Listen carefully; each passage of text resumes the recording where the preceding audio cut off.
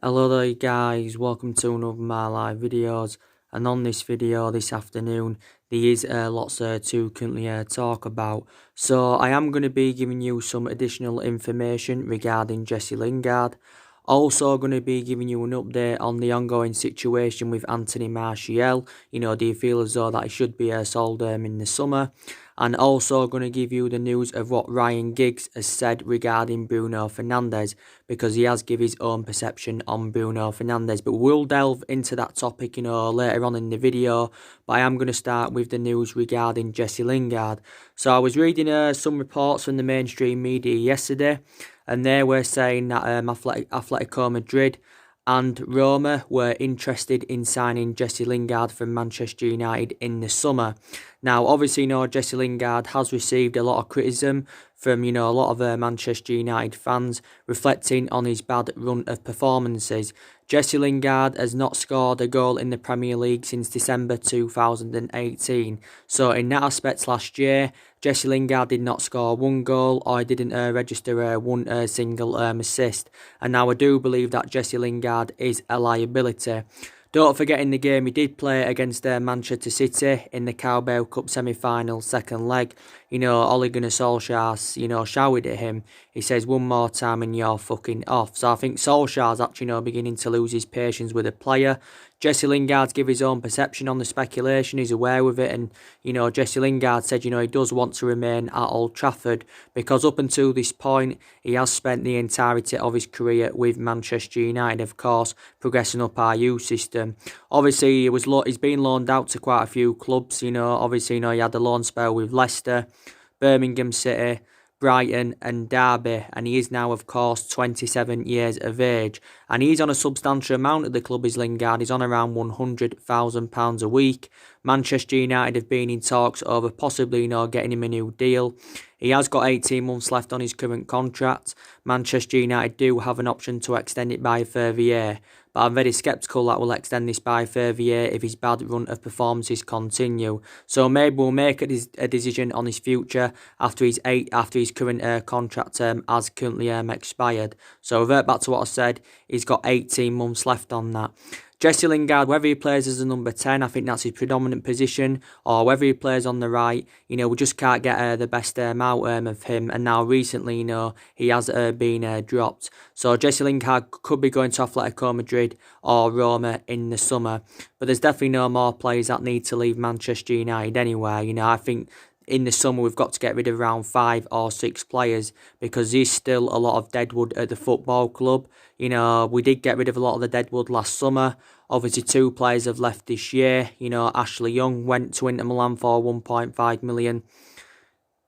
Marcus Rojo went out on loan to Estudiantes. So yeah, more players do need to leave the football club. But I've got a lot of element of concerns about Jesse Lingard, definitely, and that. And he's had some good spells as a Man United player, but I think at least in the past year or so he's just been so inconsistent. And I think we should get rid of him now anyway. Following the arrival of Bruno Fernandes. Because we've got quite a few now that can play at number 10. Lingard can play at number 10. Pereira can play the number 10. I think he's also a liability. Also, Juan Mata can play the number 10. I'd be determined to keep Juan Mata, because I think Juan Mata has a good backup to Bruno Fernandes, to be quite honest with you. So yeah, that's the news regarding Jesse Lingard anyway. Now I'm going to give you the news regarding Anthony Martial. He's also becoming a liability. So I've got the same perception on Martial of what I've got of Lingard and Pereira and all that. Obviously, Ian Wright came out after our 0-0 draw against Wolves, and he said now that Anthony Martial needs to be dropped. And, we should play Mason Greenwood ahead of Anthony Martial, because I think he's a better solution, Mason Greenwood, at the moment. I don't think Mason Greenwood's getting enough starts in the Premier League. Like I've mentioned, it's totally comparison in the cup competitions, because in the cup competitions, Anthony Martial is getting his Mason Greenwood, he's getting his opportunities from the start. But in the Premier League, he's not getting enough starts. And Mason Greenwood is on 10 senior goals this season in 20-odd first-team appearances. So he's got to start more in the Premier League as Mason Greenwood. Now, obviously, Solskjaer, may consider getting rid of Anthony Martial if his bad run of performances, do continue to persist. Because I think at least in his last 6 or 7 Premier League games, he has been very, very poor for Manchester United's Anthony Martial. He's looked very isolated in that central position. Obviously Man United did give him the number 9 shirt at the start of this season, but, since his arrival from Monaco in 2015, Martial has actually, for the vast majority of his tenure with Man United, he's actually played out wide. But this season, he has been playing centrally. And I know earlier on this season, my perceptions were Martial's a long-term solution for Man United, but my perceptions are starting to change now, reflecting on his bad run of performances. So a lot of people believe that maybe he should be sold in the summer. Obviously, one of the Glazers, Joe Glazer, that is, he's a big admirer of the player. He likes Anthony Martial a lot. But I think if Solskjaer does want to sell him, then maybe he will have to get permission from one of the Glazers. I think maybe the Glazers are convinced themselves that Solskjaer does want to get rid of the player. Martial is on over 200 appearances now for Man United in all competitions, and he has scored 60 senior goals for the club, and he is the age of 24. So probably, maybe he should be sold in the summer. Obviously, he was close to leaving Manchester United under the Jose Mourinho era. Obviously, quite a few clubs were in for him, but he did remain loyal to Manchester United and that. And obviously, we need to start Mason Greenwood ahead of him. Obviously, now Odion Ighalo's in, so he's a good, obviously, alternative to Martial. He's also a good cover-up for Marcus Rashford, because Marcus Rashford's out with injury for at least the next couple of months. Don't forget, Rashford did sustain a double fracture in his back. I think some of the blame stems from Solskjaer in that aspect of obviously, playing him against Wolves. If he hadn't brought him on against Wolves, then I think probably, Rashford now would have been fully fit. But I'm very delighted that we did get Odion Ighalo in on loan until the end of the season. Solskjaer gave his overarching view on it, and he said, he's an experienced player. He's a Manchester United fan, and he is well Premier League proven. So he should get his opportunities. If I was Solskjaer now, I'd go with 3 at the back, and I'd play Greenwood and Odion Ighalo up top, to see how they would combine together. That's what I would do if I was Ole Gunnar Solskjaer, definitely. So, yeah, that's really the next news regarding Martial. And, he signed a 5-year contract last summer, and Martial's on a substantial amount. He's on a good 200 grand a week. We paid £36 million for Anthony Martial, potentially rising up to £57 or £58 million. Based on goals and achievements and that. Well, it could rise up to that, 57 or £58 million. But yeah, maybe we should consider getting rid of him. So now the news regarding what Ryan Giggs has come out and said regarding Bruno Fernandes. Yeah.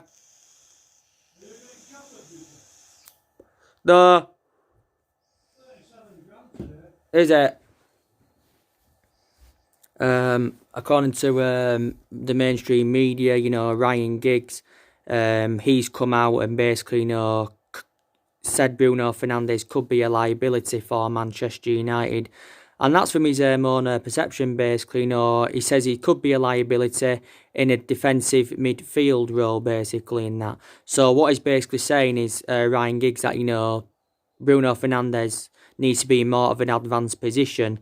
But he has got element of concerns about Bruno Fernandes operating in a deep midfield role. Now, Ryan Giggs, of course, has made more appearances at Manchester United than any other player. He made 963 appearances in all competitions and scored 163 goals for the club. And Giggs in total endured 24 years with Manchester United and that. So he's not criticising Bruno Fernandes and that. He's just basically saying, the usage of the player is very, very imperative. So we need to play him in his predominant position, not put him in a defensive midfield role. I've got to say, I thought Bruno Fernandes did really, really well, though, on his debut for the club against Wolves.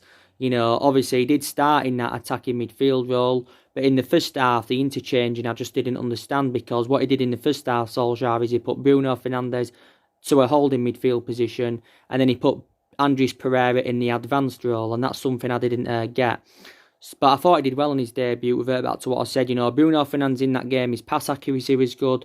He had the most touches, I think, in the first half. He had 5 shots three of them were on target. And Bruno Fernandes was fantastic on his debut, and he will be a success at Manchester United. But my concern is that he's probably not playing amongst good enough players. You know, our players are not on Bruno Fernandes' level, so that's my element of concern. And this is why I did say furthermore investment is needed in the summer. Obviously, it will be more beneficial when the likes of Pogba and McTominay come back into the team. Will look more better in the midfield then. You know, is there a possible chance Paul Pogba and Scott McTominay could be back for the game against Chelsea? But Bruno Fernandes, I think, is going to replicate at Manchester United what he did at Sporting Lisbon, because Bruno Fernandes endured 2.5 years with Sporting Lisbon. He scored 64 goals in 137 appearances in all competitions. Very, very impressive indeed. Very composed, very creative. You know, Solskjaer believes he's a fantastic human being and he's going to be a great addition to the squad. So we just need to play him in his predominant position to get the best out of him. We can't, rotate him, during a game like he did against Wolves. So that's something, Ole Gunnar Solskjaer got wrong. But what's stemming from Ryan Giggs about it, I do understand. You can't play a player out of position, and that is the difference in that. And that, he's gonna. I probably believe he will be a liability in a defensive role if Solskjaer keeps playing him there, because it's not his predominant position and that. So if as long as we're keeping him his predominant position, I think we should be definitely okay. So that's the latest news regarding that. But Bruno Fernandes is our fourth most expensive signing now. Manchester United, of course, paid €80 million in total with add-ons included. It equates to around £68 million in pounds sterling, does that. Obviously, he's going to be here for at least the next 5.5 years, is Bruno Fernandes. There is an option of a further year, so it's like a 6.5-year deal and that. But, Bruno Fernandes did say himself, from his own perception, he's delighted to represent this football club. But, Solskjaer, of course, since his arrival at Manchester United, like I mentioned yesterday, he has recruited 5 new additions to the squad. He brought 3 players in last summer. Last summer we got Daniel James in. Like I mentioned, he hasn't been so good in the last month. Obviously, we got Wan-Bissaka in. And we also got Harry Maguire in. And, and obviously, in the January transfer window, Solskjaer brought Bruno Fernandes in. And he also brought Odi Nagalo in just before the deadline and that. So he has brought 5 new additions to the squad, like I mentioned. More signings are needed in the summer. I think we need to make around 3 or 4 more signings at least in the summer if we are to be back to being a competitive elite level football club, and if we are, to be up there challenging for major honours and that. Obviously, like I mentioned, more players need to leave the club. A lot of left since Solskjaer's arrival, but I think the players that need to go, like I've just mentioned, Jones is one player that needs to go. I think Matic is one player that needs to go because he doesn't complement our midfield. Matic didn't play against Wolves because he was suspended because he got sent off against Man City, but he's too slow in that midfield. Pereira, Lingard, I think Chong will be moved on in the summer. I think he'll be going on a free transfer when his current contract expires, because I don't think Chong is at that level as yet. I think we could consider getting rid of Luke Shaw. Luke Shaw is still playing, but he's no longer our first choice left back, because, Brandon Williams is our first choice left back, and I think since he's come onto the horizon, he's done really, really well, and this is only his first season in the senior squad. But he's done really, really well as Brandon Williams, so he has been a revelation, So I think Pogba will also be moved on in the summer now, especially following the arrival of Bruno Fernandes. So these still more problematic players at the football club that do need to be moved on, definitely. I would be determined to keep some players at Manchester United. I'd definitely keep Rashford, because he's been one of our best players this season. I'd keep McTominay, because I think McTominay did well before he got injured. I don't know if he's a long-term solution for the club though, but I would be determined to give him a chance. Fred, I'd be determined to keep him because I think recently he's done well. I think I've mainly seen the best out of Fred this season when he's been playing alongside McTominay. That's when I've mainly seen the best of him. He's done okay a couple of times when he's been playing alongside Matic and that, but I think you mainly see the best of him when he's alongside McTominay, Fred. Fred is not a Galactico player as yet. He's working towards being a Galactico player. And same perception with McTominay. I don't know if he's a long-term solution for the club, but to be fair to Fred, he has done quite well recently. I'd keep Daniel James, Bissaka and Maguire. I think James has been poor in the last month, like I mentioned. Maguire, he's had some bad games as a Man United player. You know, we did overpay for him, like I mentioned, but I still think he's addressed our defensive deficiencies. As Maguire, obviously, he's now our permanent captain. I'd keep Lindelof because I think he's done well, mainly alongside Maguire at the back. Like I mentioned, I'd keep Bazaka. You know, so these still players I would be determined to definitely keep at Manchester United.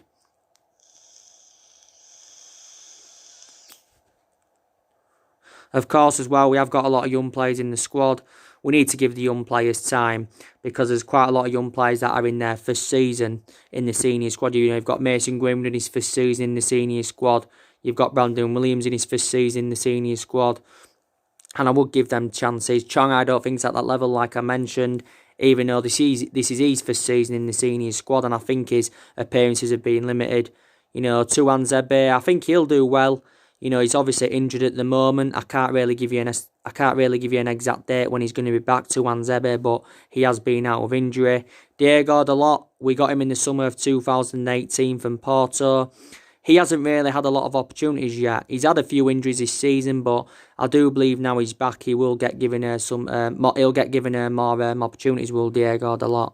He's one of our backup options at that right back position. So there is a lot of young players in the squad, and Solskjaer's got a lot of trustworthy in his young players, and that's one aspect to me, you know, that does credit Solskjaer and that. And I've said overall anyway, you know, we need to see a variety of changes at the football club. And, you know, I think, you know, the fans have got doubts about the executive. They've also got doubts about the club's ownership. But, you know, we don't only need a change of management. You know, we also need to get rid of Ed Woodward. We need to get rid of the Glazers. You know, we need to get rid of the board. You know, so we need to see a lot of changes at Manchester United because these still fundamental issues. You know, Gary Neville recently came out and criticised the club's recruitment policy because it has been poor for several years as our recruitment policy. And, you know, so Gary Neville give a prime example. It took us 9 months to get a striker in to replace Lukaku, you know, and maybe that's a mistake. One of the mistakes Man United did make was getting rid of Romelu Lukaku, you know, but I think now he's actually, you know, doing quite well with Inter Milan.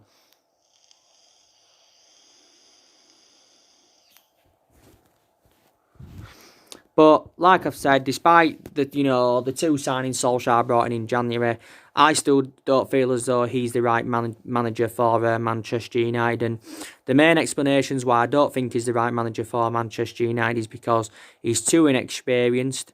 I've got the same perception on Michael Carrick and Kieran McKenna. They're inexperienced, don't get me wrong. I thought Solskjaer was a great player for the club. He represented the club well as a player. I think also Carrick represented the club well as a player. But I think Solskjaer as a manager is totally a comparison, definitely in that. Too inexperienced. You know, he's been tactically naive for the vast majority of this season. Doesn't really have a plan A, doesn't really have a plan B. And, you know, just for me, just doesn't know how to currently change a game. I just feel as though that the expectations are too high for him at Manchester United because now he has got many expectations to exceed. And obviously, you know, are the club going to be determined to give Solskjaer another season? This is his first full season at Manchester United now. He's been here for nearly 14 months. He's been permanent manager for almost 11 months now. And obviously his record is disastrous because since he got the job permanently, you know, he's lost more games in the Premier League than he's won. He's only won 11 games out of the 33 games in the Premier League he's managed since he got the job permanently. And we are enjoying our worst start to a Premier League season for 30 years. So we've never been as bad as this. We've never ever been as bad as this up until this point in the Premier League era. But Solskjaer has been under intense pressure for the vast majority of this season anywhere due to our inconsistency. But I just don't think he's good enough for Manchester United, and that is my current perception on that.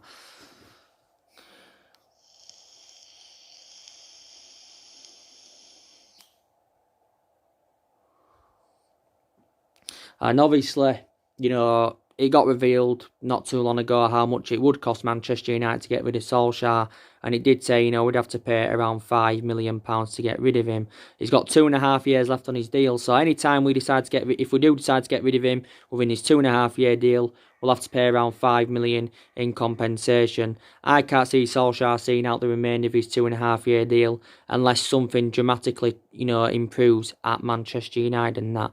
But like I've mentioned, there's not only problems with the backroom staff and the managing and the coaching of the club, there's also problems on the pitch because there's still deficiencies in the squad that need to be addressed. There's still a lot of aspects of our game that need to improve, definitely.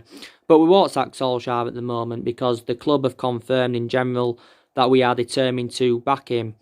We're determined to see who else he can recommend into the club. So far, he's brought 5 players in. I think in the summer, Solskjaer could get a spending spree of around £250 million or something like that, But we've already got quite a few players on our agenda, who we could go in for in the summer and that. But we're not in that commanding position that we should be in, reflecting on the size and the potential of this club. Also, look at the money that's been invested into the football club over the years since the Alex Ferguson era. We've spent a good 900 odd million pounds on recruiting new players in.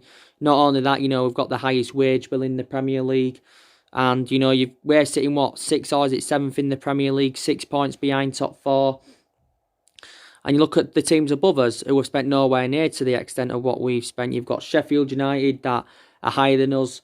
They've spent nowhere near what we've spent. You've got Leicester that are higher than us. They've spent nowhere as much as we've spent. City haven't spent as much as us in the last 6 or 7 years, neither have Liverpool. So that just proves how inconsistent Manchester United are at the moment. And I think it's going to take us time to get us back, to where we want to be. I think in the next couple of seasons, our aspirations will be that top 4. I don't see us mounting any kind of title challenge up at least for the next couple of seasons and that. Obviously, there's been a lot of talks about Mauricio Pochettino becoming Manchester United's next manager. I think that's very likely to happen. That's if he doesn't get another job by the end of the season. Obviously, it got revealed out if Pochettino was to come to Man United or any other club before the end of the season anywhere, Tottenham would be determined to £10 million, entitled to £10 million in compensation. Obviously, we've been long admirers of Pochettino anywhere. I think Pochettino would be the right manager for Man United. He's not the best manager in the world, but I think he's a better manager than Solskjaer. He can develop young players. He's well proven in the Premier League. And the mistake we made was not getting Pochettino in after the sacking of Jose Mourinho in December 2018. On the other hand, Tottenham made a mistake getting rid of Pochettino because I thought he enjoyed a good 5.5 years with Tottenham. There again, Mourinho hasn't done too bad, but I still feel as though Jose Mourinho has finished at the top level as a manager. So that is my perception. So if we do sack Solskjaer, and if Pochettino doesn't get another job by the end of the season, then it's likely he will be our next manager. We've already sacked 3 managers since the Alex Ferguson era. Moyes went after 10 months, Louis van Gaal went after a year or so, and Jose Mourinho went after he endured a 2.5 year tenure at Manchester United. There's only 5 players that are Solskjaer's at the moment. There's a lot of these players are Mourinho's who he recruited in. There's still players here from the Van Gaal era. There's still Matt here from the David Moyes era. And I think there's still a couple of players here from the Alex Ferguson era. So take that into account and all of that. So Man United go up against Chelsea after the winter break. Solskjaer said, the winter break's a useful period, for our new incomings. So obviously, they're prepared. In the game against Chelsea, Bruno Fernandes will be making his second appearance. Odion Ighalo will be making his debut for the club, I should presume, in that. But, that game against Chelsea could decide who finishes in the top 4 this season. Because I'm disappointed because we've had so many opportunities this season to get into that top 4. And we failed, we failed to close the gap. Because, we're only in that top 4 races because Chelsea have been so inconsistent anywhere. So it could decide the top 4, that game against Chelsea and that. But Chelsea are in a similar sort of situation to us. They've got problems as well. They need new signings. Lampard's got a big predicament ahead of him. Is he the right man for Chelsea? That's debatable as well. So the preview will be coming up for that on the 15th or the 16th, the day before the game. But I am really looking forward to that. So anyway, guys, drop your comments, like, explore on the channel. If you do, consider to subscribe as always, and take care. God bless. See you all again very, very soon.